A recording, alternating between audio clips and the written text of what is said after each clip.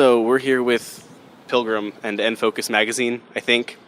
This is our first in a series of video interviews that you'll probably hate. Point being, how are you guys? Good.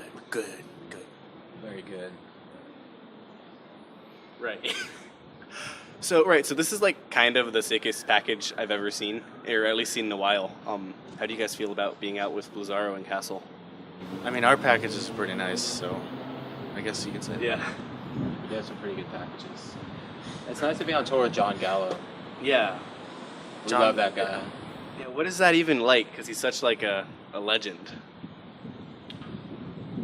It's awe-inspiring. Yeah. It's all about when he gets on stage and the stage moves.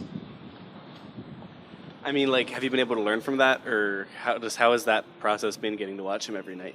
Yeah, I've upgraded all of my stage moves to be more like John Gallo. A lot more dancing, boogieing, diving, bobbing and weaving. Yeah, that's fair.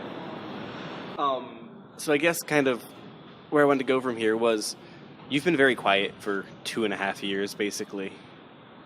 Something like that, right? What's been going on in that 2.5 year period? Pure and utter stagnation.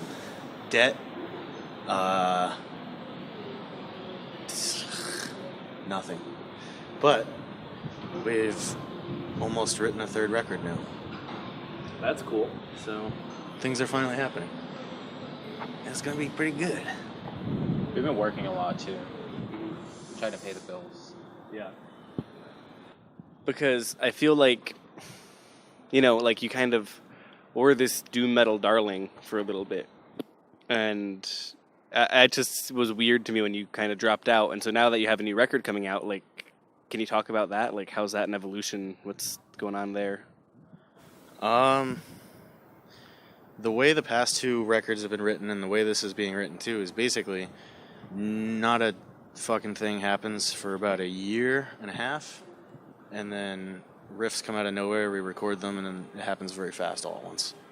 And so that's kind of just happening again. The cycle is back. And it's really heavy and evil. And it's probably the fruits of us hating our mortal lives and being alive and being around for so long without doing anything. So do you hate life because of a lack of activity, or just in general? It's probably more of a general sense. There's so very many things wrong with it. Yeah. It's a long list. What are the top 3? Lack of bukkake, J-pop, and working. Working's bad. Okay. So I guess the real question is, what is the appeal of bukkake to you? It's really just like the sense of community that you get, like, hip to hip with other men ejaculating.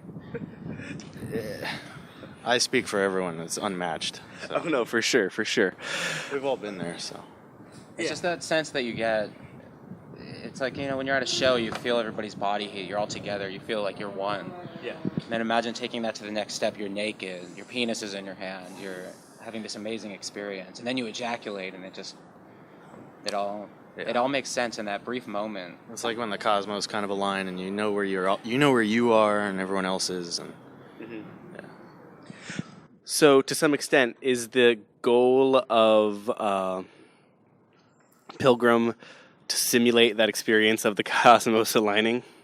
Oh yeah, all the time. Absolutely. How do you try to enact that and carry it out?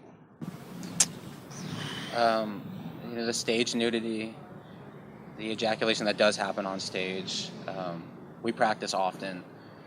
It's a lot of hard work. Yeah. For sure. Hard work. I was waiting for that joke.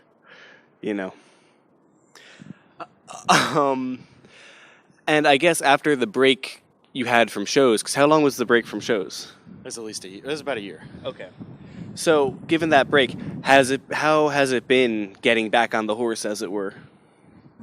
Fast and awesome. Yeah. It's just coming together. It's like things just kind of start happening, and That's how it always seems to go. it's too. always an ebb and flow. We start practicing again, and then everything just comes together. The shows start happening. Yeah. So we're at the beginning of that. What do you think keeps you from having a constant forward motion? In the past, it's typically been horrifically run, scheduled tours. We've never not come back in debt, be it Europe, the States, 8 weeks, 6 weeks, 2 weeks. We're just kind of working on that part of it. Also, finances. Finances is a big part of it. Yeah. If we had more money to do what we wanted, we'd probably just tour all the time. Do you feel like you have a realistic shot of getting there? I'm just kidding. Of course we do. Yeah, of course. Your bassist was telling me that kind of you're trying to move on towards a European run in the very near future. Can you talk to me about that? Touring and playing in Europe is a completely different world. There's generally a massive appreciation for what we do, and we've been incredibly blessed with meeting awesome people over there.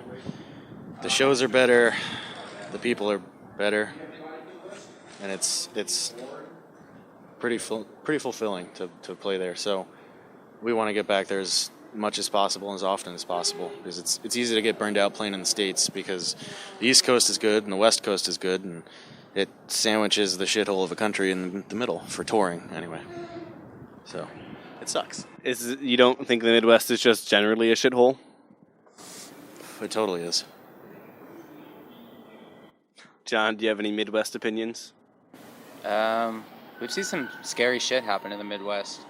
Of course, there's pockets of greatness, just like everywhere. But generally speaking, I'm not partial to either coast, really. It's just as good as it is. Yeah. But it's definitely not so hot. What scary shit have you seen in the Midwest? I've seen robberies, Mormon towns, Mormon cities, lots of Mormons. Like rampant drug use. Pretty intense drug use. Yeah. Some shit. Yeah, I can, given my own Midwest touring experiences, I can strongly relate to that. Do you think that you're going to be able to go to Europe first, or going to have to do a few U.S. runs before you get over again? I'm sure we'll do plenty in the U.S. before we get over there. It takes a good time to get the ball rolling.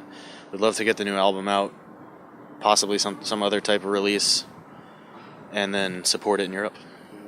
Are you still planning on doing that through Metal Blade? Absolutely. We currently plan to put out 3 more records with Metal Blade. Is that like you have that shit conceptualized, or is it like contractual? Contractual. Okay. And it doesn't feel like a burden or anything. We're lucky to be able to do it. Totally. So, I guess to head towards the end, what fantasy have you been reading lately, John? No books in particular, but I've been really into the history of like role-playing Dungeons and Dragons. So I've been flipping through these old modules. Right. Keep on the Borderlands. Classic. Ravenloft. Just trying to... I never really read through that stuff before, so I'm kind of getting into it now and just appreciating it. I'd love to play through it. I recently started the Sword of Truth series, Yeah. which is really fucking good. That's about it for fantasy recently. What appeals to you guys about fantasy literature? And role-playing games by extension? Probably the ability to imagine yourself crushing your foes with hammers or blasting them with spells and bringing actual justice to something. Yeah, a lot of it is escapism. It's like a complete detachment. Do you feel a lack of justice in the world in general, Nick? Yeah. Not for me. I'm doing all right. The world in general, we're fucked. fucked. How many years do you give us? Probably a couple hundred as it descends into like a complete shitstorm and then crashes and burns. I have a theory that it's just going to keep going on forever, but it's just always going to be terrible.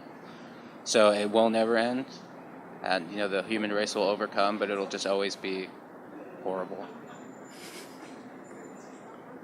Which is even worse if you think about it.